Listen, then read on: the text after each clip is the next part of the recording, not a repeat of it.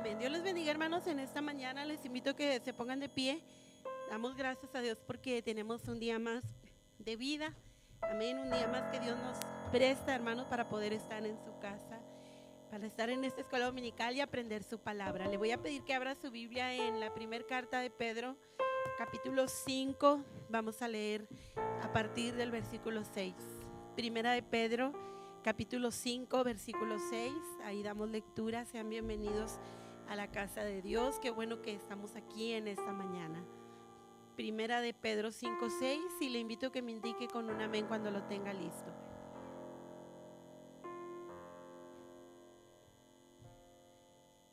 Dice así la palabra del Señor: humillaos pues bajo la poderosa mano de Dios, para que Él os exalte cuando fuere tiempo, echando toda vuestra ansiedad sobre Él, porque Él tiene cuidado de vosotros. Sed sobrios y velad, porque vuestro adversario el diablo, como león rugiente, anda alrededor buscando a quien devorar, al cual resistid firmes en la fe, sabiendo que los mismos padecimientos se van cumpliendo en vuestros hermanos en todo el mundo. Mas el Dios de toda gracia, que nos llamó a su gloria eterna en Jesucristo, después que hayáis padecido un poco de tiempo, Él mismo os perfeccione, afirme, fortalezca y establezca. A Él sea la gloria y el imperio por los siglos de los siglos. Amén. Hasta ahí, hermanos. Dice esta palabra: que seamos sobrios y velad, que estemos al pendiente, que estemos, hermanos, al tanto de las cosas del Señor, porque tenemos un adversario que no duerme. Amén. Dice, anda como león rugiente buscando a quien devorar, pero termina diciendo que es Dios, hermano, el que nos afirma, nos fortalece, nos establece. ¿Y nos establece en qué, hermanos? En su palabra. Entonces vamos a disponernos en esta mañana para aprender, amén, la enseñanza. Te damos gracias, Señor, porque nos das la oportunidad de estar un día más en tu casa, porque nos da la vida hoy, Señor, nos da salud y nos permite, Señor, estar aquí en este lugar. Te damos gracias, Señor, porque tu misericordia es tan grande, mi Dios, que podemos estar aquí una vez más. Pedimos que tú bendigas la escuela dominical, Señor, bendiga las clases de sabiduría, Señor, a cada maestro, y nos ayudes para poder, Señor, enseñar, para poder, mi Dios, transmitir, Señor, y que tu palabra venga, Señor, como ese martillo, Señor, a golpear nuestro interior, mi Dios, que sea, Señor, esa miel, Señor, más dulce a nuestro paladar, Señor, que podamos aprender, que podamos atesorar tu palabra, que podamos, Señor, permanecer firmes, mi Dios.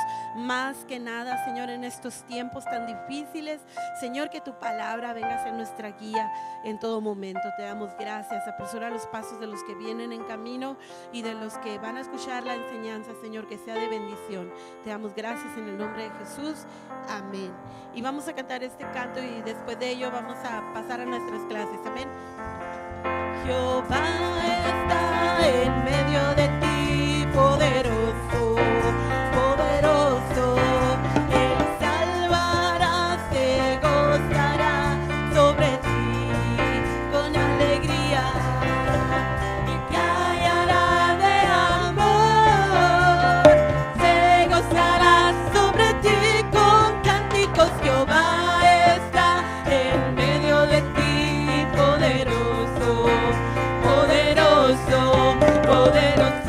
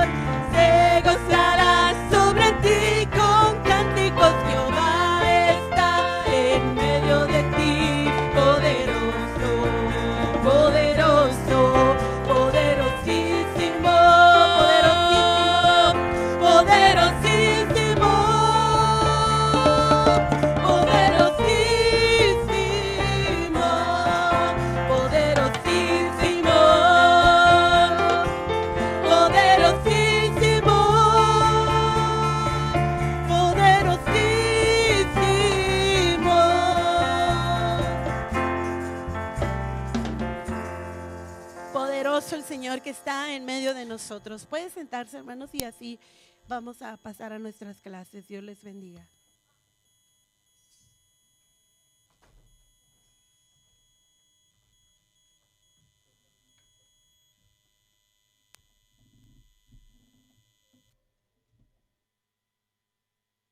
¿Cómo están, hermanos? Qué bueno, gracias a Dios. Un día caluroso, ¿verdad? Todo apunta que decían allá en mi barrio que el diablo está planchando sin agua. Así decían antes cuando se ponía muy caliente. Creo que todavía no le llevan agua, ¿verdad, hermanos? Pues nos espera una buena temperatura, así que gracias a Dios que estamos aquí en la casa de Dios hoy día domingo. ¿Y qué le parece si damos inicio? Mire, esta semana vamos a dar lo que viene siendo la finalización de la tercer parte de lo que hemos estado hablando en relación a uno de los temas que tiene que ver más importantes de la doctrina cristiana, que es la divinidad de Dios, de Cristo, que es precisamente la supremacía de Cristo. ¿Por qué es tan importante que un cristiano tenga esto en claro? Porque a lo largo de las eras y de las épocas, de las culturas, de los siglos, hermanos, este ha sido uno de los temas más a debate en relación posterior a la existencia de Dios.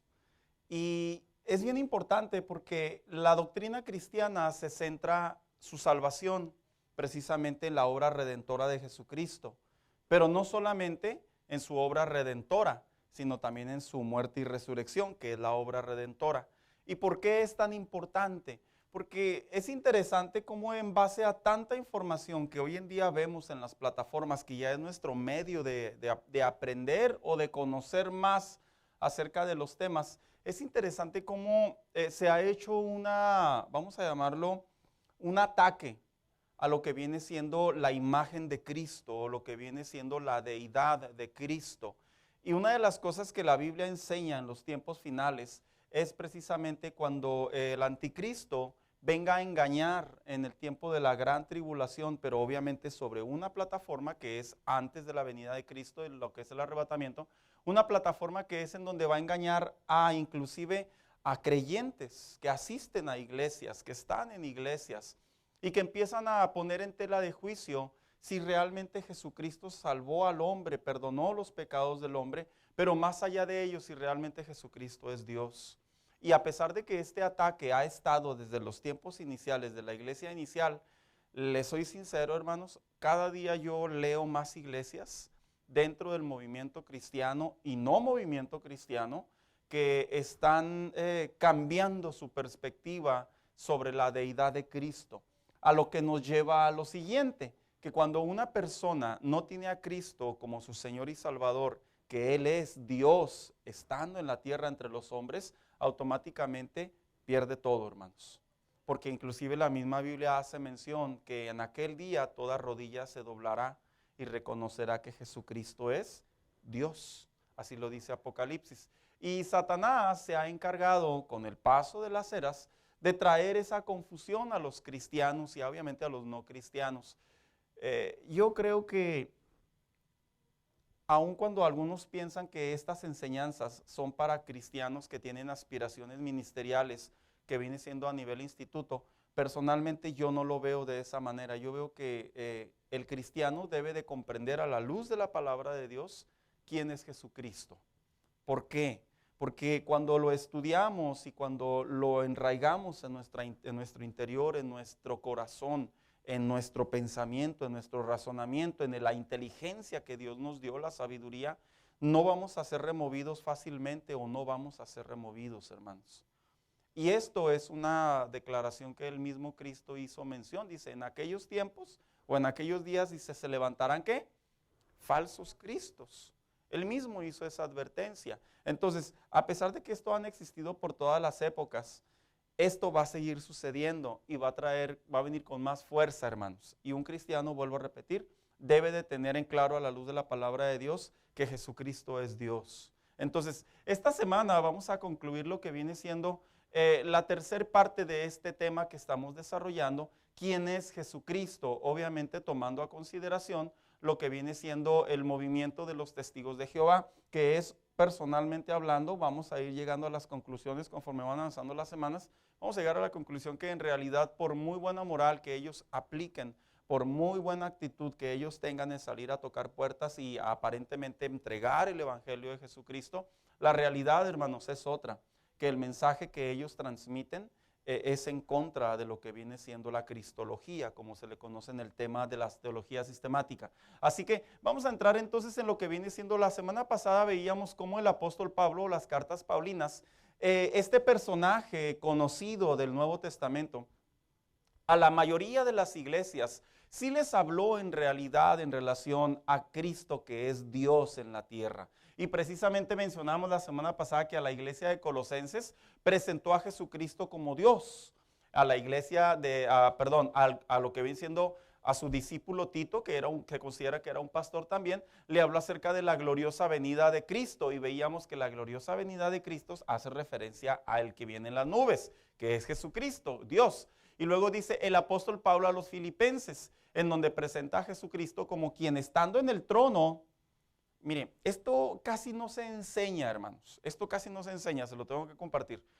Generalmente nosotros cuando vemos las películas de los tiempos antiguos, nosotros vemos y situamos a alguien sentado en un trono, ¿verdad? En una parte alta, así como de aquí a aquí.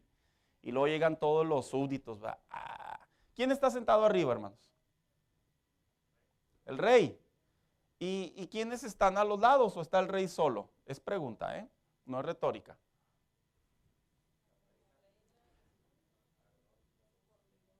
En la parte de arriba, no se distraiga, acuérdense de las películas. Está el rey y está la reina. Y generalmente la posición del rey está en una posición más elevada. No está a la misma altura de la reina. ¿Por qué? Porque es un simbolismo de que alguien está por encima de alguien. En otras ocasiones, otras películas que usted puede ver, usted logra ver al rey en la parte superior y en una parte inferior muy mínima, pero aún estando sobre un estrado, no sobre plataforma, usted ve al hijo, al heredero de la corona. Entonces, eso es un simbolismo de que si en algún momento el rey falta o el rey decide ceder su autoridad, su poderío, no deja de ser rey, porque sigue siendo el rey del hijo. Pero el hijo toma posesión de todo el reinado. Eso se aprende a través de la historia, hermano. Por eso le digo, casi no se enseña esto. ¿Por qué? Pues porque es historia. Lo interesante es que el apóstol Pablo a la iglesia de los filipenses les enseñó ese principio. La gente tiene el pensamiento que cuando se habla acerca de Jehová, Dios, estando en el cielo, la gente se figura un trono y está en lo correcto porque la Biblia así lo presenta a aquellos hombres que tuvieron esa visión. Ezequiel, Jeremías, Isaías, etcétera, etcétera, y otros más, Daniel. Pero la gente solo sitúa a Jehová, al Padre, a Dios, lo sitúan en la parte superior. Pero en la Biblia sí se enseña que a un costado, a la diestra precisamente, se encuentra el Hijo. Y cuando el apóstol Pablo hace la referencia en la carta a los filipenses, que él vino a la tierra como algo, como cosa a no aferrarse, hace referencia a que el apóstol Pablo, algo que se aprende de este hombre es que este hombre, algunos estudiosos llegan a la conclusión, porque sí es acertado, hermanos, que él no fue discipulado en la tierra. Recuerde que el apóstol Pablo no estuvo caminando entre los 12 discípulos, pero él hace mención en una de sus cartas que fue llevado por el Señor al tercer cielo y fue adoctrinado principalmente por el Señor Jesucristo. De la misma manera como Cristo discipuló a sus discípulos en la tierra, él es una excepción. De hecho, él se llama abortado a sí mismo. Y dice que él fue enseñado por el mismo Señor sobre la doctrina de la gracia. Algo que él enseña es precisamente en la carta a los filipenses, que el Hijo no se aferró a sí mismo a lo que le corresponde por heredad, el tener el bien de venir a la humanidad y morir por el pecador. Por eso él dice ahí, no se aferró a sí mismo. Y veíamos cómo el Padre está sentado en el trono superior y el Hijo está sentado a la diestra. Que no voy a hablar de ello, hermano, porque es un tema bien bonito, pero cuando se trata a conversar con los unitarios, que son los que creen que solo Jesús es Dios, es impresionante cómo los mismos pasajes bíblicos se responden a sí mismos, que no puede haber uno solo, porque no pueden hablarse uno a uno mismo como un espejo, sino sería un loco. Y ahí vemos cómo el profeta Daniel y precisamente el apóstol Pablo hace mención sobre el anciano de días y sobre el Hijo del Hombre, que precisamente es lo que el Hijo estaba cediendo cuando vino a la tierra, entregó lo que por heredad le correspondía, vino a la tierra y cuando sean los tiempos finales, el Padre le entregará todo al Hijo. Eso es lo que casi no se enseña, porque eso es cuestión apocalíptica, pero un nivel un poquito más allá. Solo es para los curiosos que de repente ahí queremos aprender más. Así que después dice ahí, el apóstol Pablo a los hebreos, el Padre entrega al Hijo. ¿En qué expresión dice que el Padre entrega al Hijo? Que su Hijo vino a ocupar prácticamente el lugar de la humanidad a favor del pecador. ¿Cómo?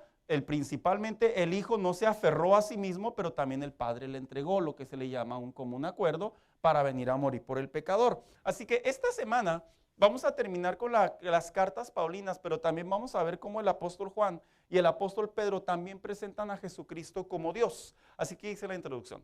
El estudiar el resto de las cartas y el evangelio de Juan, podemos comprender que los mismos apóstoles enseñaron a la iglesia inicial que Jesús, el Cristo, siendo Dios, se hizo carne y habitó entre nosotros. Dice, y deja ver su doble naturaleza, su naturaleza divina, su naturaleza humana. Cuando entremos por ahí en el sentido principal de los mormones, ellos una de las cosas que tienen es que ellos no piensan que a través de la Biblia se puede ver a Jesucristo 100% Dios y Jesucristo 100% hombre. Eso lo vamos a ver más adelante. Dice, en el cual es importante remarcar debido a que su humanidad, que entre algunos de sus aspectos importantes es que se compadece de nosotros y todo lo que lo niegan esta verdad son del anticristo. 1 Juan 4, 2 y 3. Ese sí vamos a leerlo, hermanos, por favor. Porque este pasaje bíblico es precisamente lo que advertía el apóstol Juan en relación a la doctrina de que Jesucristo es Dios. Ahora, yo quiero dejar esto en claro. A mi opinión, sí le fue muy difícil al hombre al inicio comprender que aquel que caminó en la tierra no era un ángel o no era un ángel especial, sino se refería al verbo hecho carne, a Jesucristo tomando lugar en la tierra. ¿Por qué? Porque si algo le cuesta mucho trabajo al hombre es entender que tarde que temprano ese Salvador se convertiría en el Padre, Jehová, pero su Hijo en su naturaleza, su Hijo siendo Dios, vendría a la tierra a morar entre nosotros. Eso es algo muy complejo para ellos en aquellos años, estaba muy reciente. ¿Quién lo tiene por ahí?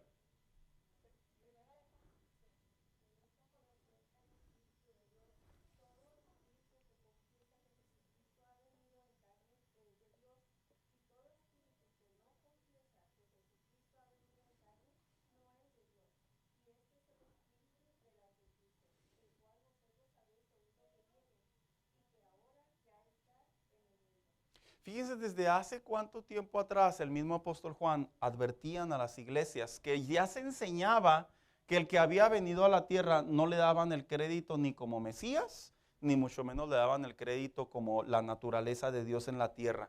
Y él mismo dice, todo aquel, tengan cuidado, todo aquel que no cree esto, decía el apóstol Juan, prácticamente es el espíritu del anticristo. Aclaro, cuando dice el espíritu del anticristo, se refiere a la ideología, se refiere al entendimiento. En otras palabras, lo que el hombre profesa. No meramente se refiere que una persona está endemoniada o en su efecto, o que una persona simplemente lo niega. No, es la ideología sobre de ello. Así que dice aquí, vamos a ver lo que dijo el apóstol Pablo en relación a los romanos, que es la última observación que vamos a hacer sobre las cartas paulinas. Este capítulo y principalmente el versículo 9, versículo 5, capítulo 9, versículo 5, se le llama lo que es una doxología. Esta es una palabra que viene obviamente del griego, que una doxología, dice aquí este texto se le conoce como la doxología a Cristo. ¿Por qué? Porque esto significa una expresión de alabanza a Dios. En la Biblia usted de repente se va a encontrar principalmente en el Nuevo Testamento doxología. Y uno dice, ¿y eso qué es? En realidad, doxología es una alabanza a Dios, al Señor, al Rey. Y el apóstol Pablo en el capítulo 9, a pesar de que él habla en relación a la idea sobre Israel, sobre los patriarcas, en el versículo 5, él hace una muy buena observación. Antes de continuar, digo así, el cual a Jesucristo no solo es llamado Dios, sino es adorado como Dios, quien desciende del linaje judío y quien se refiere al que está sentado sobre todas las cosas. Y dice de la siguiente manera, Romanos 9:5, de quien son los patriarcas y de los cuales, según la carne, vino Cristo. Cuando dice esto, él está enseñando a la iglesia de Roma que Cristo venía del linaje desde los patriarcas, y eso sí es cierto. Dice, el cual, preste atención, es Dios sobre todas las cosas, bendito por los siglos. Esa frase en el griego, cuando se estudia por ahí un poquito el griego, hermano, uno llega a la conclusión que es una doxología, era un cántico que hacían los hombres para adorar a Dios. Y el apóstol Pablo, cuando usa esta expresión, se la está dando a Cristo. Y al único que puede adorarse, volvemos a lo mismo que hemos estado diciendo constantemente, ¿a quién es?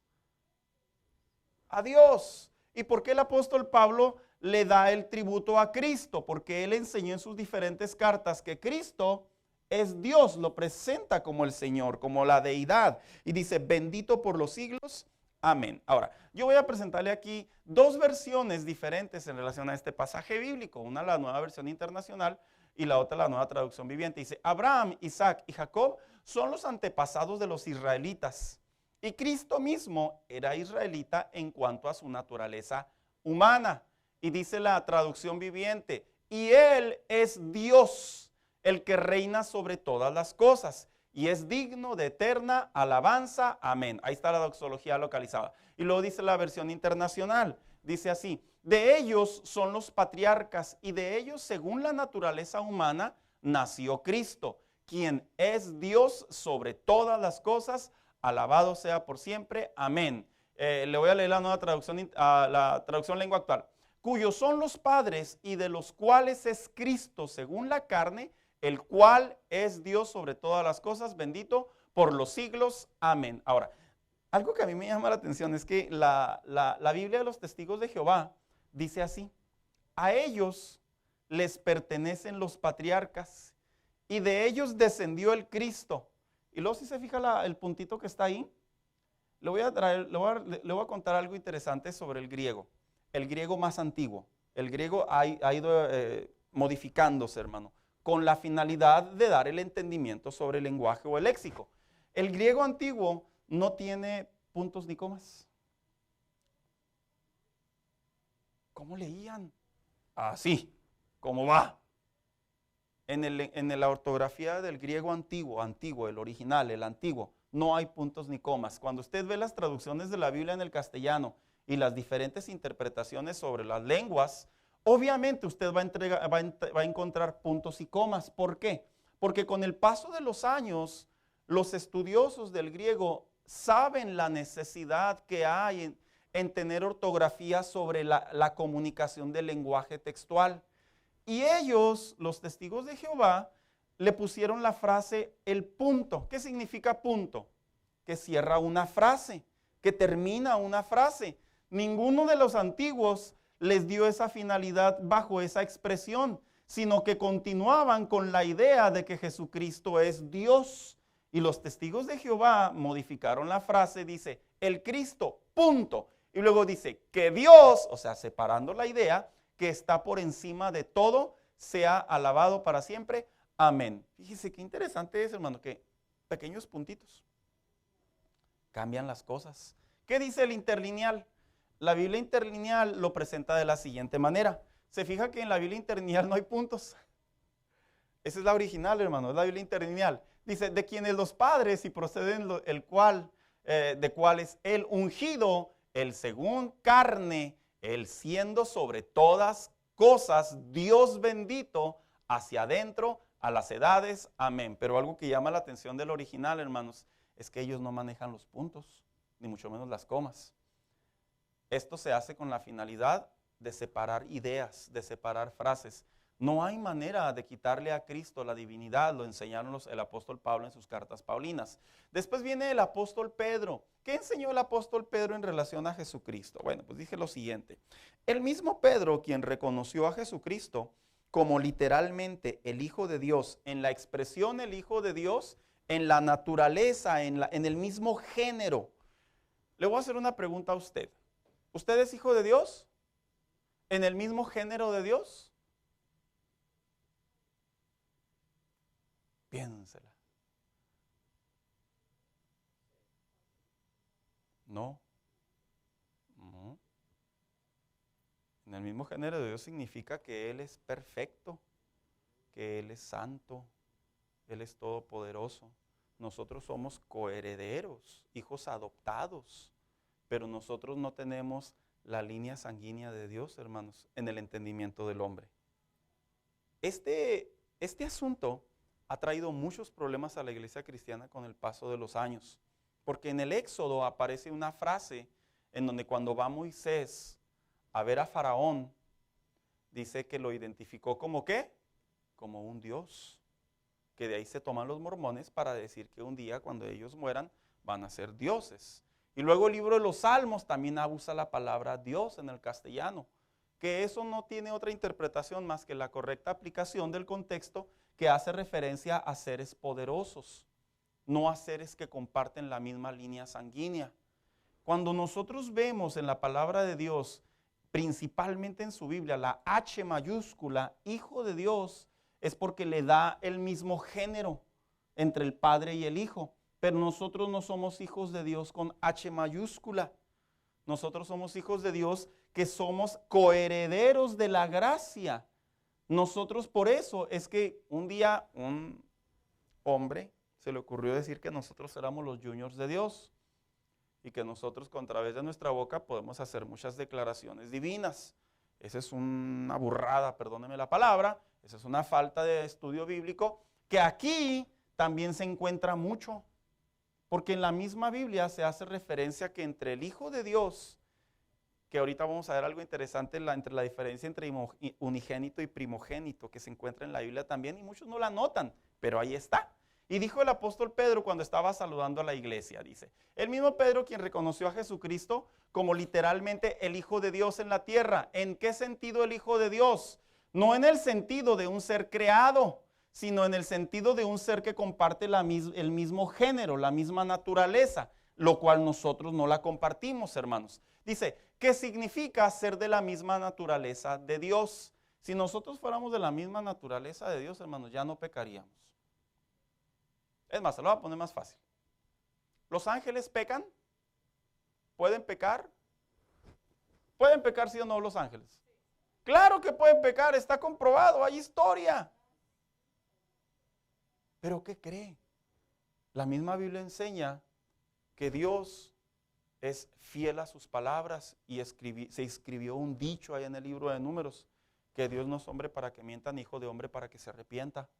Una manera de decir, Él no tiene sombra de variación, Él no cambia, Él siempre va a ser verdadero. En Cristo se ve la misma naturaleza, pero en nosotros no. Nosotros estamos en una condición de un proceso, de una condición caída, de un cuerpo que va a ir hacia el destino de un cuerpo glorificado. Y dice aquí, ser Dios mismo, cuando inicia su saludo a la iglesia, lo llama Dios. Y dice el texto bíblico Reina Valera 60, Simón Pedro, siervo y apóstol de Jesucristo, a los que habéis alcanzado por la justicia, fíjese cómo dice, de nuestro Dios y Salvador Jesucristo. Cuando usted ve esa frase pegada, nuestro Dios y Salvador Jesucristo, ¿son dos frases o es una? A ver. A ver, ¿significa que hay un Dios y que hay un Salvador Jesucristo? ¿O significa que Dios también es el Salvador y Jesucristo? Y dice, qué interesante. Si le pusiéramos un puntito, nuestro Dios, puntito, Salvador Jesucristo, serían dos frases. Pero está bien dicho aquí. Dice, una fe igualmente preciosa que la nuestra. Ahora, ¿qué dice acá las otras versiones? Dice, Simón Pedro, siervo y apóstol de Jesucristo, a los que habéis alcanzado fe igualmente preciosa con nosotros en la justicia de nuestro Dios y Salvador Jesucristo. El mismo apóstol Pedro reconocía que Jesucristo era Dios. Y dice, Simón Pedro, dice otra traducción, siervo y apóstol de Jesucristo, a los que por la justicia de nuestro Dios y Salvador Jesucristo, hace la misma pega otra versión. Otra versión, la Biblia de las Américas. Dice, Simón Pedro, siervo y apóstol de Jesucristo, a los que han recibido una fe como la nuestra mediante la justicia de nuestro Dios y Salvador Jesucristo. Pero mire cómo dice la traducción Nuevo Mundo, dice los testigos de Jehová. De Simón Pedro, esclavo y apóstol de Jesucristo. Hasta ahí van bien, porque esclavo es un siervo. Dice, a los que han conseguido una fe tan valiosa como la nuestra, también hasta ahí van bien. Pero mire cómo ellos utilizan una expresión, mediante ¿qué dice? La justicia de nuestro Dios y del Salvador Jesucristo. Que en esta expresión están separando la deidad de Cristo. Cuando las personas las adoctrinan ellos, hermanos. Yo he conversado con muchos testigos de Jehová y ex testigos de Jehová. Ellos dicen que agarran la Biblia y le dicen, mire, aquí está. Yo también les puedo decir, aquí está.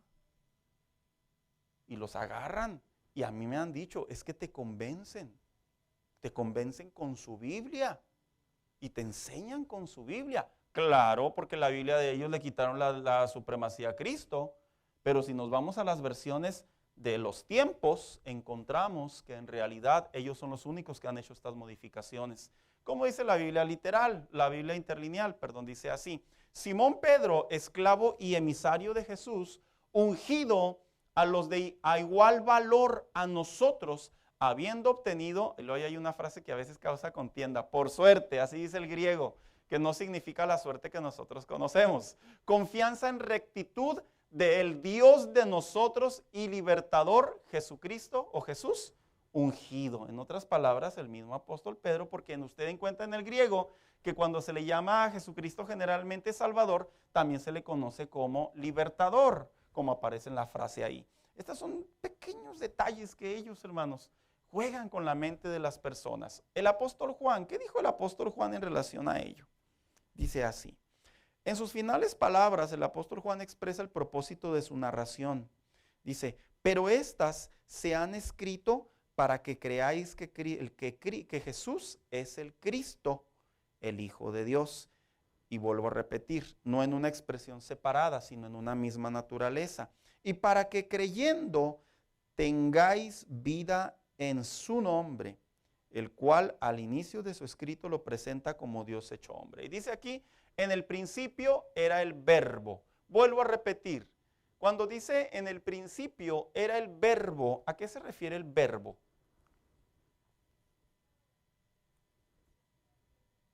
Yo pregunté primero. No es atinar el precio, hermanos, ¿eh? Cristo. A eso se refiere. Cuando dice la Biblia, en el principio era el verbo es Cristo. Lo que dice el apóstol Juan es que en el principio Cristo ya existía. Y dice, y el verbo era con Dios. Hace referencia de dos personajes, no de uno solo. Y luego dice, y el verbo era Dios. Por eso es que cuando se enseña la teología de la Trinidad o del Dios en tres personas, no hay razón para que la gente se confunda. ¿Por qué? Porque la misma Biblia lo enseña abiertamente. No puedo creer en una persona solamente o dos. En realidad se ve la expresión de la cristología aquí. Y dice aquí, en el principio era el verbo, se refiere a Cristo. Y el verbo era con Dios, porque son uno solo, son Dios. Dice, y el verbo era Dios. Ahora, ¿qué dice otras versiones? Dice, en el principio le llaman también la palabra, el logos. Dice, ya existía. Y la palabra estaba con Dios, Y dice, y la palabra era Dios. Otra versión dice, en el principio ya existía el verbo. Y no bajo la expresión de que fue engendrado, sino bajo la expresión de que pertenecen al mismo género, bajo el griego monógenes. Dice, y el verbo estaba con Dios y el verbo era Dios, haciendo referencia que ambos tienen la misma naturaleza y la misma posición. ¿En qué sentido? Deidad, Dios. Antes de que todo comenzara, dice, ya existía aquel que es la palabra. Cristo se refiere. Y la palabra estaba con Dios y la palabra era Dios. Ahora, ¿cómo los presentan la versión traducción Nuevo Mundo, los testigos de Jehová? Fíjense cómo dicen ellos. en el principio la palabra ya existía, o sea, hasta ahí todo iba bien. Dice, la palabra estaba con Dios, hasta ahí todo va bien. Pero ellos después dicen, ¿y la palabra era qué? No, ellos dicen un Dios, pero mire, no me equivoqué yo. Ellos así dicen, D minúscula. Porque ellos atribuyen que Jesucristo es un arcángel. Y si es un arcángel que también recibe adoración, solos caen, hermanos. Perdónenme, no es mi intención utilizar estos términos, pero es que no se puede engañar a una persona. La misma Biblia enseña que Dios detesta, rechaza, no acepta, ¿qué cosa? La idolatría. Y si yo creo que Dios, aquí en D minúscula, es Jesucristo, si yo creo ello, entonces eso significa que en ningún momento Jesucristo debería de haber aceptado ¿qué? La adoración. Nunca debería haber aceptado ¿qué? El reconocimiento de ser mismo Dios. Así que cuando yo tengo la oportunidad de hablar con Dios, digo, ¿cómo puedes engañarte a ti mismo? Que si lo presentas como un Dios, está bien, quédate como un Dios, le digo en minúscula. Ándale pues, no hay problema. Entonces defíneme cómo es que Dios en el Antiguo Testamento no tolera la idolatría, que la idolatría es creación de seres divinos del hombre. Esa es la palabra idolatría, hermano. Que el mismo hombre crea seres divinos y se rinde delante de ellos. Y aquí tú mismo me estás diciendo que le pones que era un Dios. No puedes hacer eso.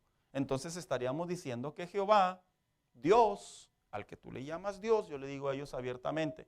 Entonces me estás diciendo tú que Él sí permite que alguien más sea adorado aparte de Él.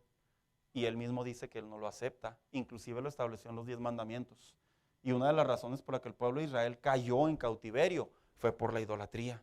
Una de las razones por la que el pueblo de Israel se destruyó el templo fue por idolatría. Una de las razones por la que las tribus se dispersaron fue por idolatría. Y aquí mismo tú me estás diciendo, les comparto a ellos, que entonces Dios, Cristo, sí permite la adoración y el Padre también la acepta. Entonces, aquí es donde dice lo que viene siendo la Biblia interlineal. En principio estaba siendo la palabra y la palabra estaba siendo a Él Dios. A eso se refiere la expresión de Cristo. Dice, y Dios estaba haciendo la palabra. Lo que está haciendo el apóstol Juan básicamente es, los pone en la misma naturaleza, que es correcto. Vuelvo a repetir, usted y yo no estamos en la misma naturaleza, hermanos. Usted y yo no. En el original hay un juego de palabras que las personas se confunden mucho. Dicen, si yo soy hijo de Dios, entonces yo tengo poder. Y se agarran, tirando declaratorias por todos lados. Y repito la anécdota de un pastor que dijo, si todo esto fuera cierto, dice, yo quiero que me traigan unas 4 o 5 hermanas para que oren por la gasolina porque está por los cielos. Si todo esto fuera cierto. Nosotros no tenemos esa naturaleza. Nosotros somos coherederos. Somos salvos por gracia, por un favor. Pero nosotros no llegamos en absoluto a la esencia de Dios. Nosotros tenemos la adopción, pero no tenemos la naturaleza. ¿Es lo mismo el padre que el hijo? Estoy hablando literal. ¿Un padre que un hijo son lo mismo? Jamás. Aun cuando comparten lo que le llaman por ahí el ADN, en realidad no. ¿Por qué? Porque uno está por encima de otro. Y más ejemplos les puedo dar. Por eso es que el Hijo de Dios no puede atribuirse expresiones de deidad. Usted ve a los apóstoles y en todo momento ellos mostraron expresiones de ¿qué? De siervos, de emisarios, de mensajeros, pero nunca adoptaron expresiones de deidades. El único que las tiene es Jesucristo. Y Él sí las expresó, y Él sí las recibió, y el Padre en ningún momento se opuso sobre de ellas. Así que dice aquí el apóstol Juan, ¿qué habla el apóstol Juan en relación a ello? Dice de la siguiente manera, el mismo apóstol enseñó que al recibirle les dio el derecho de ser hijos de Dios, no naciendo de sangre, sino de voluntad de Dios, siendo esta la luz verdadera que alumbraría a todo hombre. Fíjese cómo dijo el apóstol Juan, no tenemos la sangre de Dios, sino de la voluntad de Dios. Y dice aquí, Juan 1:14, dice, y aquel verbo fue hecho carne y habitó entre nosotros y vimos su gloria, gloria como la del, ¿qué dice? ¿Se ha encontrado usted en la Biblia, hermano, que en ocasiones a Cristo se le llama el unigénito y en otras ocasiones se le llama el primogénito? ¿Sí lo ha notado? ¿Lo ha notado o no lo ha notado? Le pregunto en serio. ¿Y no se ha hecho la pregunta por qué? A ver, ¿qué dice Juan 3:16? Unigénito significa único. No es uno, es único. No hay más atrás de él. Y usted encuentra que el apóstol Pablo enseña a las cartas, y el apóstol, los demás apóstoles, enseñan en las cartas que ellos llaman primogénito. ¿En qué momento cambia esta expresión o por qué cambia esta expresión? ¿Le ha pasado a usted por la mente por qué cambia la expresión? ¿O si es lo mismo? ¿O si es un error de ortografía? ¿Le ha pasado eso, hermano? ¿O no lo había notado, sinceramente, o no lo había notado con esa precisión? Bien. Cuando Cristo vino a la tierra, en ese momento, y de ahí hacia atrás, Él era el único, unigénito. Pero cuando Cristo muere en la cruz del Calvario y se forma ese pacto de gracia y que alguien se puede acercar a Jesucristo, pedir perdón por sus pecados, arrepentirse, creer que Él es el Hijo de Dios y automáticamente tenerlo en nuestro corazón, que nosotros creemos bajo la convicción del arrepentimiento, etcétera, etcétera, etcétera. ¿Sabía usted que cuando Cristo muere en la cruz del Calvario se abrió precisamente no la expresión hacia un unigénito, sino ahora hacia un primogénito? ¿Por qué? ¿Cuál es la diferencia entre unigénito y primogénito? Significa que a partir de ahí hay más. Hay más, va a haber más, como lo quiera llamar.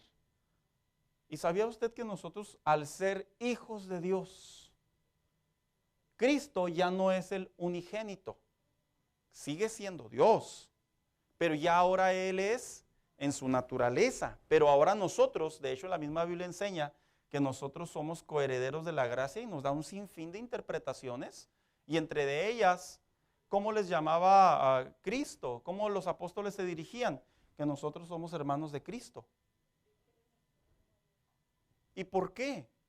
No en la misma naturaleza sanguínea, jamás, sino en el favor de Dios de aceptarnos que bajo la gracia de su Hijo Jesucristo en la cruz del Calvario, nosotros pasamos a ser propiedad de Dios, hijos de Dios.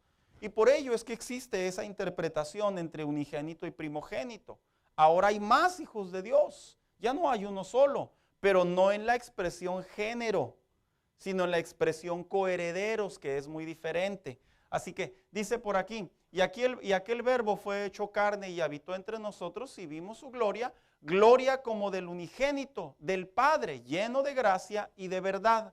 Y dice aquí otras dos versiones, dice, entonces la palabra se hizo hombre y vino a vivir entre nosotros. Estaba lleno de amor, inagotable y fidelidad. Y hemos visto su gloria, la gloria del único Hijo del Padre. Ahí sigue sosteniendo la expresión único. Sí, porque estando en la tierra seguía siendo el único. Dice, aquel que es la palabra habitó entre nosotros y fue como uno de nosotros. Vimos el poder que le pertenece como Hijo único de Dios, pues nos ha mostrado todo el amor y toda la verdad. Ahora, ¿cómo lo manejan ellos? Dice así, la palabra llegó a ser carne y vivió entre nosotros y vimos su gloria. Y luego, ¿qué dice? Una gloria como la que le corresponde. Y luego, ¿cómo dice? A un hijo unigénito, dando a entender que no lo sostienen en el mismo género. Cuando usted lee y dice a un hijo unigénito, esa frasecita, a un hijo, es lo que precisamente ellos le siguen llamando y sosteniendo, que Él es un ser creado. Esa frasecita es la que cambia las cosas en un lenguaje de la Biblia, que ellos la tienen obviamente diferente, de parte de su Padre, y estaba lleno de favor divino y verdad. Para usted, ¿qué es la expresión de un ser divino?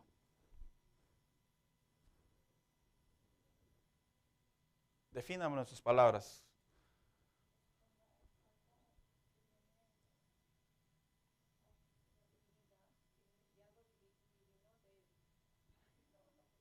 No, échale, hermana Carrera, sin miedo al éxito. A ver, Berta, ayúdala. ¿Qué es un ser divino?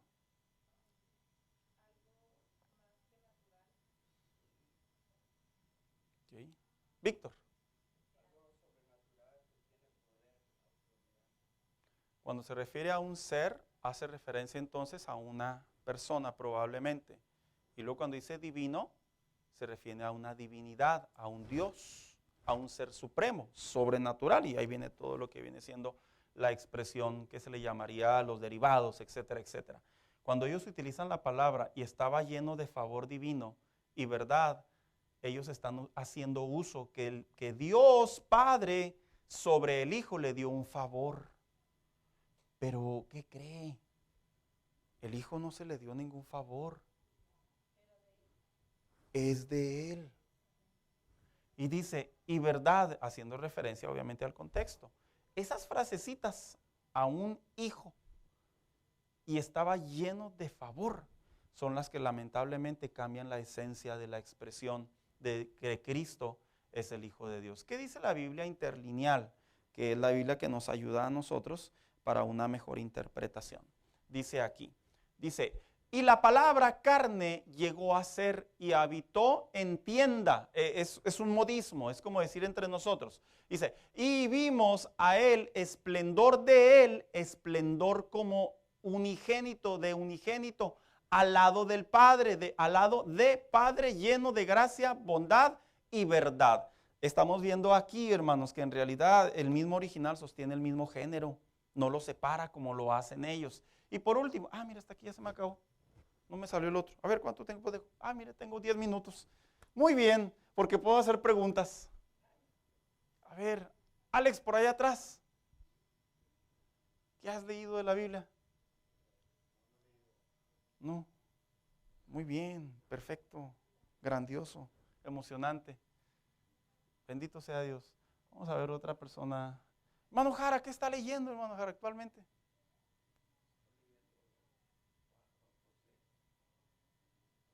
José de Arimatea, José el Padre Jesús, José el Soñador, o José, 40 y 20. La vida de José, ándele, perfecto. No, conozco varios José, ¿verdad?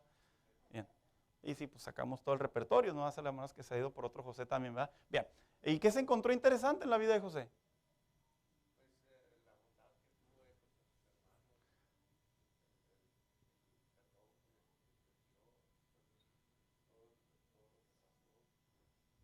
No es fácil perdonar, ¿verdad, hermanos?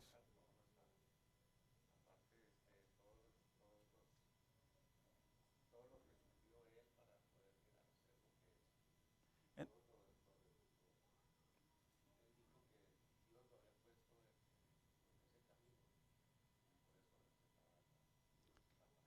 Lo que nos lleva a una de las conclusiones bíblicas, que en los propósitos hay ocasiones donde hay etapas de sufrimiento.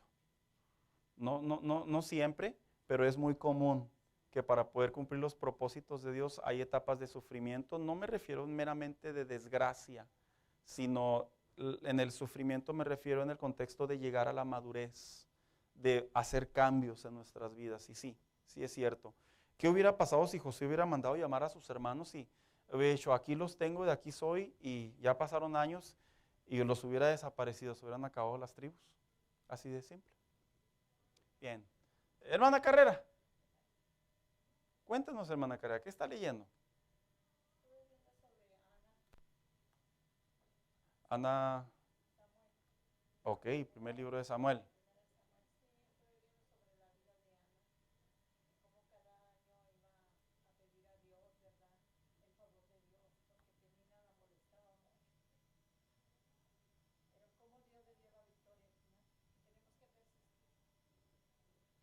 Tenemos que persistir.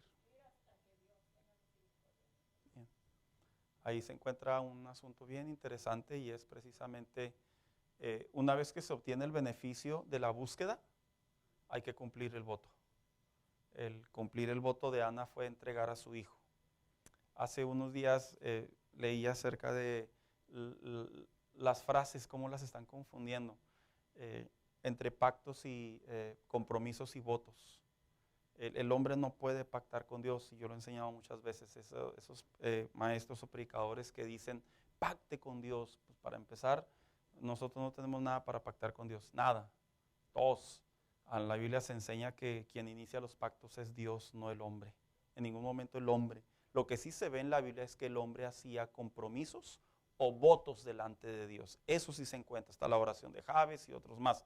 Pero el hombre en realidad no puede pactar con Dios, pero sí podemos hacer votos. Y en los votos hay que cumplirlos. Así que si usted le está orando a Dios algo y usted ha puesto a Dios una área de su vida y ha llevado a Dios un compromiso, cuando Dios le conteste, cumpla. Les platico una anécdota, hermanos. Hernán, ya hijo, puedes cortar, gracias. Obviamente pues no quiero que esto salga